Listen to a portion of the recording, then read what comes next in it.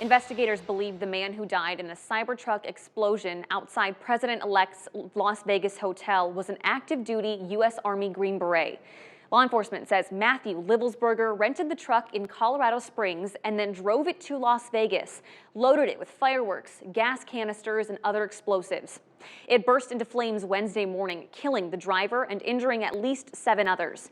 Now, the body inside the truck was burned beyond recognition, but law enforcement says it's still waiting to get 100% confirmation that it is Livelsberger.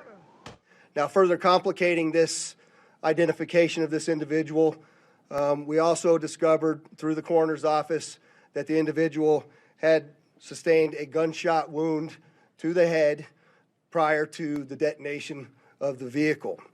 The Pentagon says Livelsberger served in the Army since 2006, rising through the ranks and was on approved leave. The FBI says there's no definitive link between the New Orleans attack and the Las Vegas explosion.